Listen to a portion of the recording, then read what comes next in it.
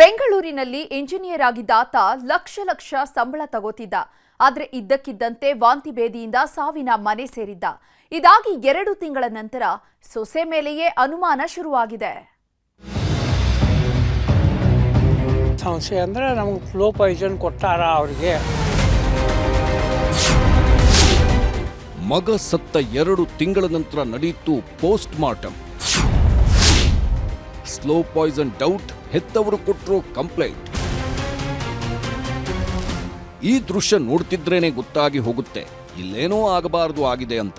ಸುತ್ತಲೂ ಪೊಲೀಸರು, ಸ್ಮಶಾನದಲ್ಲಿ ಹಾಕಿರೋ ಟೆಂಟ್, ಹೆತ್ತವರ ಸಮ್ಮುಖದಲ್ಲೇ ಹೆಣ ಮೇಲೆತ್ತಿದ ಪೊಲೀಸರು ಸಾವಿನ ಅಸಲಿ ರಹಸ್ಯ ಭೇದಿಸೋದಕ್ಕೆ ಮುಂದಾಗಿದ್ದಾರೆ. ಈತನ ಹೆಸರು ನವೀನ್ ಹೆಗಡಿ ಅಂತ. ಬಾಗಲಕೋಟೆ ಜಿಲ್ಲೆಯ ಗುಳೇದಗುಡ್ಡ ನಿವಾಸಿ.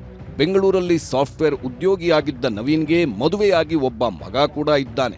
ಕೈ ತುಂಬ ಸಂಬಳ, ಹೆಂಡತಿ, ಮಕ್ಕಳು, ನೆಮ್ಮದಿಯ ಬದುಕು ನಡೆಸುತ್ತಿದ್ದವನಿಗೆ ಇದ್ದಕ್ಕಿದ್ದಂತೆ 3-4 ತಿಂಗಳಿಂದ ವಾಂತಿ ಭೇದಿ ಶುರುವಾಗಿತ್ತು. ಆಸ್ಪತ್ರೆಗೆ ತೋರಿಸಿದ್ರೂ ಪ್ರಯೋಜನವಾಗಿರಲಿಲ್ಲ. ಕೊನೆಗೆ ಜನವರಿ 5ನೇ ತಾರೀಕು ಆಸ್ಪತ್ರೆಯಲ್ಲೇ ಪ್ರಾಣ ಚೆಲ್ಲಿದ್ದ. ಹೀಗಾಗಿ ಹುಟ್ಟೂರಿಗೆ ಹೆಣ ತಂದಿದ್ದ ಹೆತ್ತವರು ಸೊಸೆ ಜೊತೆ ಸೇರ್ಕೊಂಡೇ ಅಂತ್ಯಕ್ರಿಯೆ ನೆರವೇರಿಸಿದ್ರು. ಆದರೆ ಇದಾದ 2 ತಿಂಗಳ ನಂತರ ಸೊಸೆ ಮೇಲೆಯೇ ಅನುಮಾನ ಶುರುವಾಗಿದೆ. ಸ್ಲೋ ಪಾಯ್ಸನ್ ಹಾಕಿ ಕೊಲೆ ಮಾಡಿದ್ದಾರೆ ಅನ್ನೋ ಆರೋಪ ಮಾಡುತ್ತಿದ್ದಾರೆ. ಅವ್ರು ಏನಂದ್ರು ಹಾರ್ಟ್ ಅಟ್ಯಾಕ್ ಆಗಿದೆ ಅಂತ ಹೇಳಿದರು. ಇದು ಜನವರಿ 5ನೇ ತಾರೀಕಿಗೆ ಆಗಿಂದ. ಮತ್ತು ನಾವೇನು ಎಲ್ಲ ಕಡೆ ನಮ್ಮ ಮಂದಿಗೆ ತಿಳಿಸಿದೆವು. ಮುಂದೆ ಅವರು ಪೋಸ್ಟ್ ಮಾರ್ಟಮು ಅವರು ಕೇಳಿಲ್ಲ, ನಮಗೂ ಅವಾಗ ಗುರ್ತಾಗಲಿಲ್ಲ ಅದು ಏನೋ. ಆಮ್ಯಾಗ ಮನೆಗೆ ಗುಳೇಗುಡಕ್ಕೆ ಕರ್ಕೊಂಡ್ಬಂದೆವು. 6ನೇ ತಾರೀಕು ಇಲ್ಲೇ ಸಂಸ್ಕಾರ ಆಯಿತು. ಅದರಲ್ಲೇಕೆ ಸಂಶಯ ಬಂದಿಲ್ಲ ರೀ ನಮಗೆ. ಅದು ತಿಂಗಳ ನಂತರ ಸಂಶಯ ಬಂದಿದ್ದು. ನವೀನ್ ಹೆತ್ತವರು ಹೇಳೋ ಪ್ರಕಾರ ಮಗ ಸತ್ತ ಕೆಲವೇ ದಿನಗಳಿಗೆ ಸೊಸೆಯ ನಡವಳಿಕೆ ಬದಲಾಗುವುದಕ್ಕೆ ಶುರುವಾಗಿದೆ. ಜೊತೆಗೆ ಕೆಲವರು ಹೇಳಿದ್ದನ್ನ ಕೇಳಿ ಸೊಸೆ ಮೇಲೆಯೇ ಅನುಮಾನ ಶುರುವಾಗಿದೆ. ಹೀಗಾಗಿ ನವೀನ್ ಹೆತ್ತವರು ಬೆಂಗಳೂರಿನ ತಿಲಕ್ ನಗರ ಠಾಣೆಯಲ್ಲಿ ದೂರು ನೀಡಿದ್ರು. ನಮ್ಮ ಮಗನದ್ದು ಸಹಜ ಸಾವಲ್ಲ, ಅಸಹಜ ಸಾವು, ಮರಣೋತ್ತರ ಪರೀಕ್ಷೆ ನಡೆಸಿ ಅಂತ ಮನವಿ ಮಾಡಿದ್ರು. ತನಿಖೆಗಿಳಿದ ಖಾಕಿ ಪಡೆ ಶವವನ್ನ ಮೇಲೆತ್ತಿ ಮರಣೋತ್ತರ ಪರೀಕ್ಷೆ ನಡೆಸಿದೆ.